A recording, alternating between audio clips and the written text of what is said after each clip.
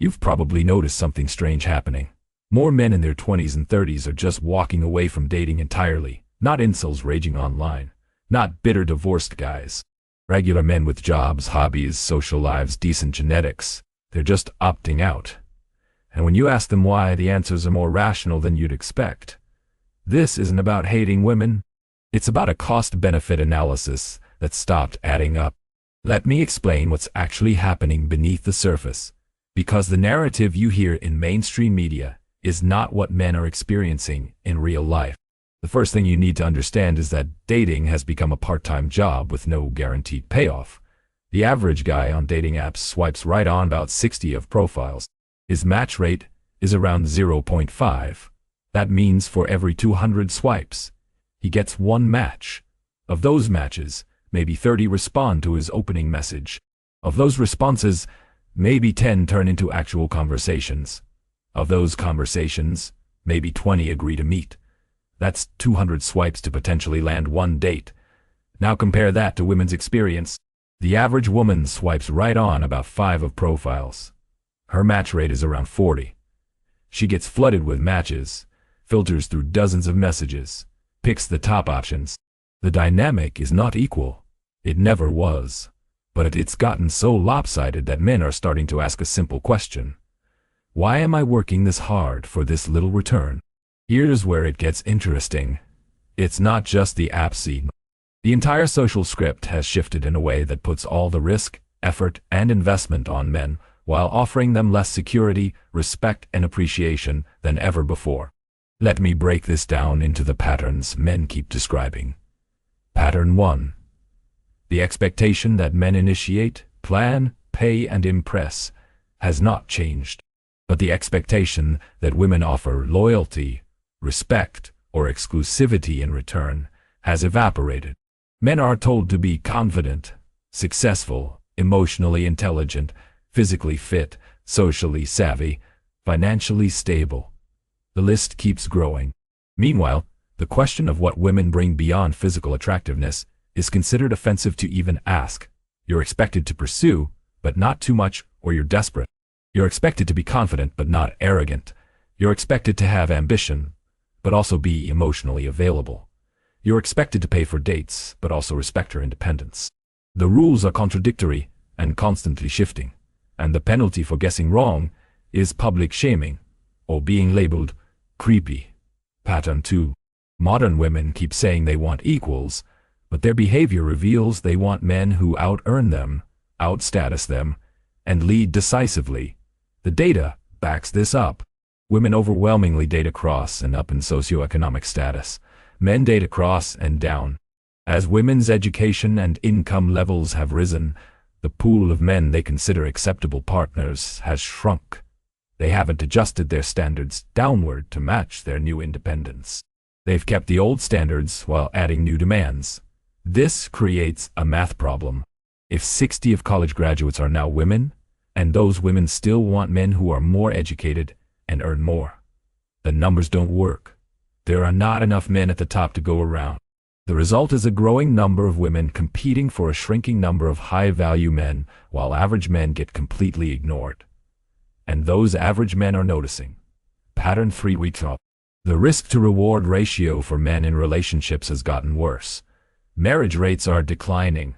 Divorce rates for first marriages hover around 40 to 50%. In the majority of divorces, women initiate.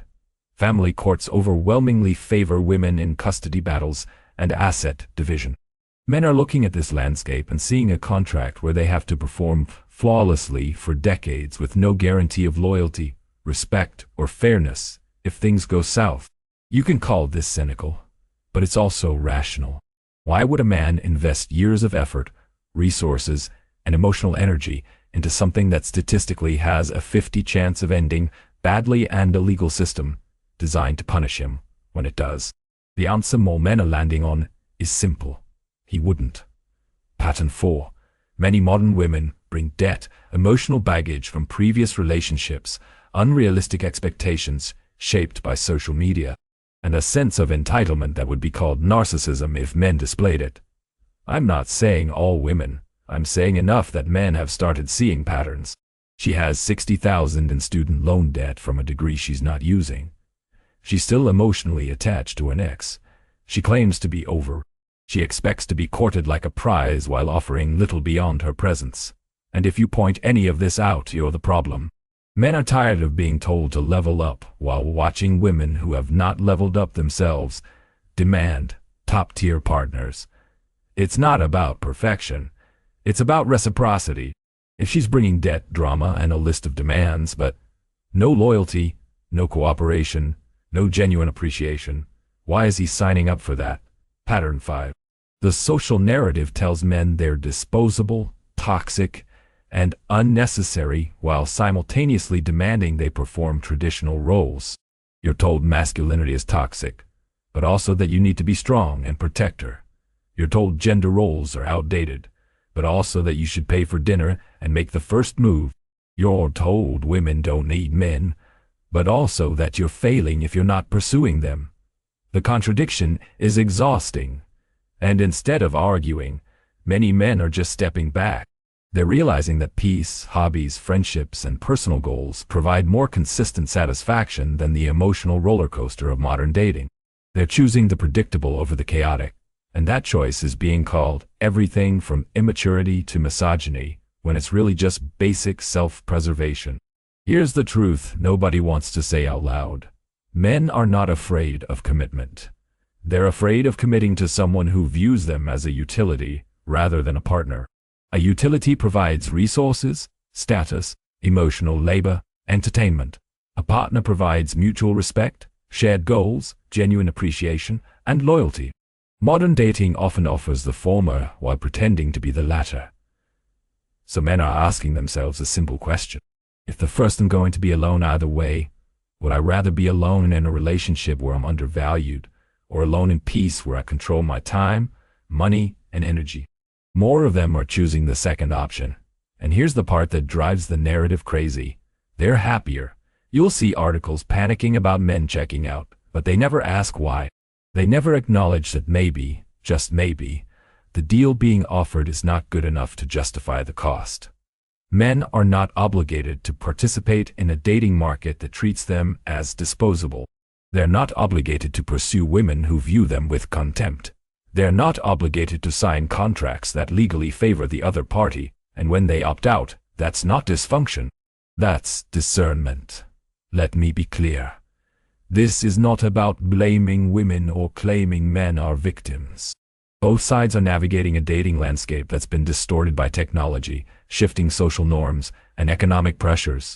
But the male experience is being ignored, dismissed, or mocked, when it's actually a rational response to observable patterns. What does this mean moving forward? Probably more of the same. Men will keep opting out. Women will keep wondering where all the good men went. The narrative will keep shaming men for not participating. And the cycle will continue until something fundamental shifts. Either expectations realign with reality, or we accept that increasing numbers of people will choose solitude over settling. For the men watching this, I'll say this. You don't owe anyone your effort, your resources, or your commitment. If the deal doesn't make sense, walk away. Build your life. Pursue your goals. Find peace in your own company. If the right person shows up who genuinely values you, great. If not, you're still better off than spending decades in a relationship where you're tolerated but not treasured. For the women watching this, I'll say this. If you're genuinely wondering why quality men are harder to find, consider whether your standards, expectations, and behavior would attract the kind of partner you claim to want. Demanding everything while offering little creates scarcity. Respect is reciprocal. Loyalty is reciprocal. Effort is reciprocal. If you're not bringing those things, you can't be surprised when men stop showing up. Here's my question for you. Do you see this shift happening in your own social circles? Are men you know opting out of dating or relationships entirely? Drop your honest observations in the comments. Let's have a real conversation without the usual shaming and blame. Subscribe for more content that talks about uncomfortable truths instead of pretending everything is fine. And remember, choosing peace over chaos is not giving up. It's growing up. It's